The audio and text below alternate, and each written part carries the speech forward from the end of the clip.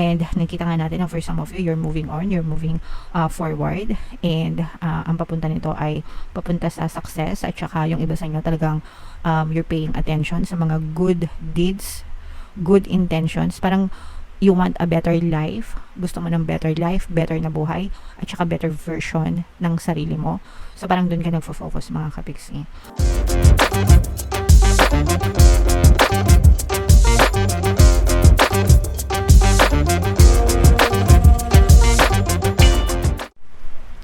Hello guys, hello Taurus, welcome back to Pinay Pixie Tarot. Ang pamagat ng episode natin for tonight is first half kapalaran ngayong October 1 to 15 para sa October mga kapiksi. So ang reading na to ay para sa Taurus, Sun, Moon, Rising, Sign, and Venus.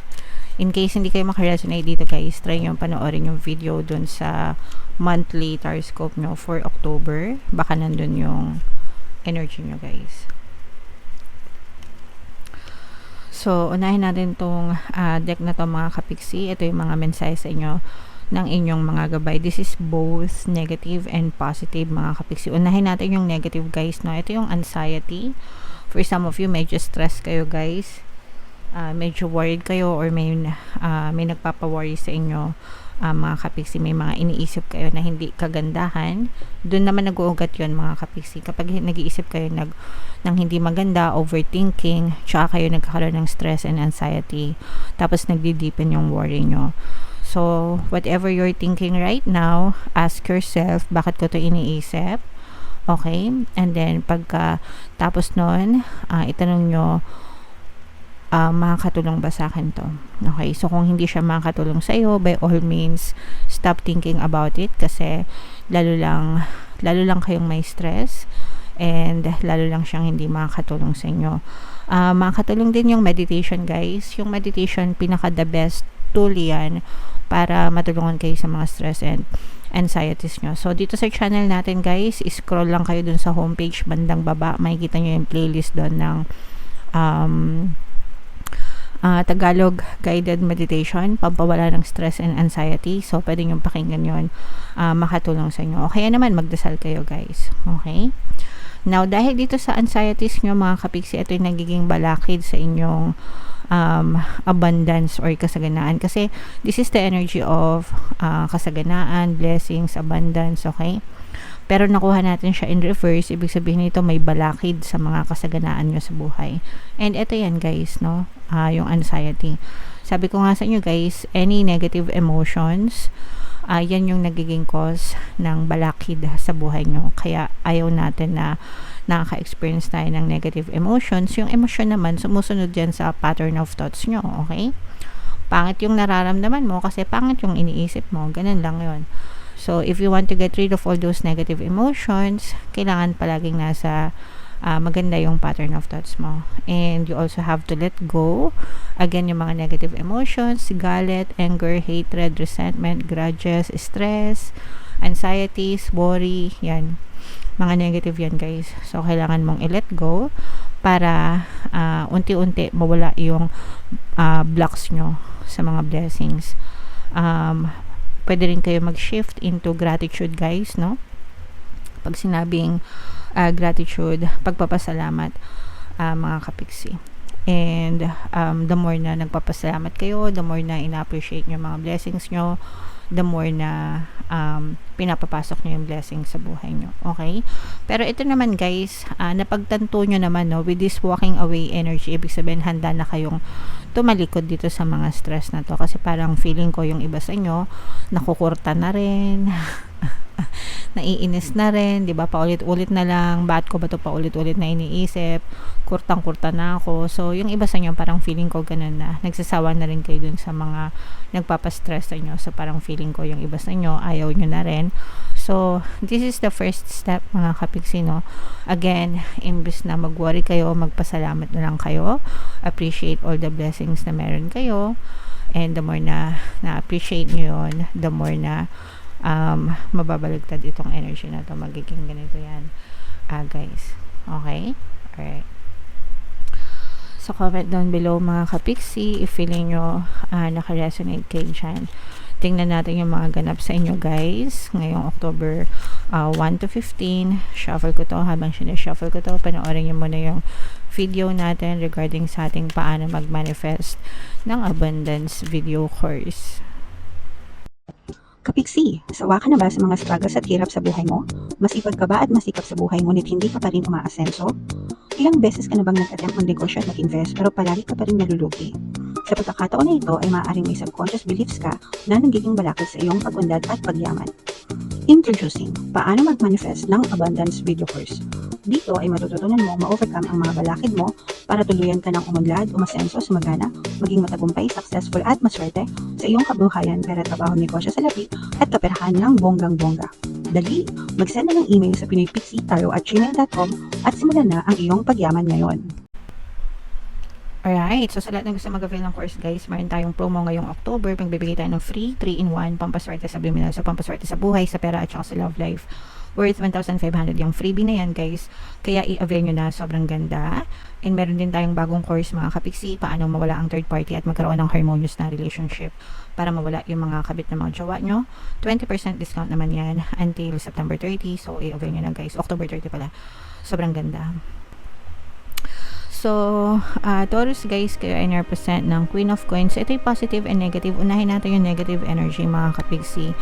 Pay attention to your intuition mga kapiksi, no? Kasi for some of you, maaari kayo mabiktima ng panloloko mga kapiksi. Yung iba sa inyo, pwedeng ma-scam, pwedeng merong manamantala sa inyo. Ibig sabihin, pagsamantalahan kayo, abusuhin kayo, ganyan.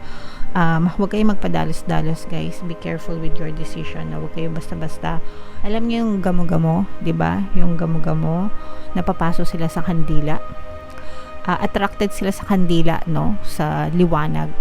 So kapag dumikit sila sa kandila, hindi nila alam, napapasok sila. Pwede silang mamatay, no? So ganun din kayo mga kapiksi. Huwag kayong magpadalos-dalos. Huwag kayong magpadala sa mga makikinang, no? Makikinang na bagay. Makikinang na salita, ganyan. So, mag-ingat kayo at saka huwag magpadalos-dalos sa pagdedesisyon. Timbangin mabuti mga kapiksi, lahat ng pros and cons para hindi kayo mapahamak. Makinig sa inyong intuition guys. Listen to your intuition, magdasal and listen to your intuition dahil yung intuition natin, yan ang pamamaraan ng ating mga gabay para hindi tayo mapahamak mga kapiksi. Okay? For some of you guys, sa mga kapiksi natin na may mga emotional pain, no? Ito yung sinasabi natin na walking away mga kapiksi, kasi for some of you parang you're moving forward, no? You're moving forward. Sinusubukan nyo na mag-move on, sinusubukan nyo na, kasi nga, sabi ko nga sa inyo, yung iba sa inyo parang nakukurta na. Ibig sabihin, inis na rin kayo sa mga kanagahan na nangyayari sa buhay nyo. So, parang this time around, Taurus, feeling ko magkakaroon kayo ng disiplina, no? Magkakaroon kayo ng disiplina to walk away from your emotional pain and mas magfo-focus na kayo sa sarili nyo para magkaroon kayo ng progress sa buhay. Yung emotional pain naman guys, feeling ko may mga bagay na pinagsisihan kayo na nagawa or nasabi in the past, and okay lang yan as long as nagsisisi kayo. Kalimutan nyo na, huwag nyo nang balik-balikan and tapusin nyo na, ayusin nyo na yung buhay nyo mga kapiksi. And nakita nga natin na for some of you, you're moving on, you're moving forward, and ang papunta nito ay papunta sa success, at saka yung iba sa inyo talagang you're paying attention sa mga good deeds, good intentions. Parang you want a better life, gusto mo ng better life, better na buhay, at saka better version ng sarili mo. So parang dun ka nagfo-focus mga kapiksi. Good karma para sa inyo, success and good karma, itong mga energies na to guys. So i-mind nyo na yan sa comment section. Mind progress, mind success, mind good karma. For some of you guys, parang feeling ko meron din mang manunuyo sa inyo or parang manliligaw, pero parang hindi pure yung kanyang intention, no? So, and mararamdaman nyo naman yan guys kung malinis yung intention sa inyo ng isang tao, or baka pinaperahan lang kayo, or baka katawang lupa lang yung gusto sa inyo, diba? So, maging mapanuri mga kapiksi sa mga kapiksi natin single, and huwag kayo basta-basta oo, no? Lalo na doon sa mga nakikipag-date sa mga dating apps. Guys, dito, usong-uso na yan, yung nakikipag-date, nakikipagkilala, akala mo foreigner, tapos biglang hihingan ka ng pera, or baka foreigner nga.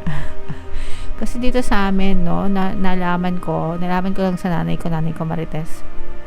Parang meron siyang senior na, tapos merong nakikipagkilala sa kanya, ganyan.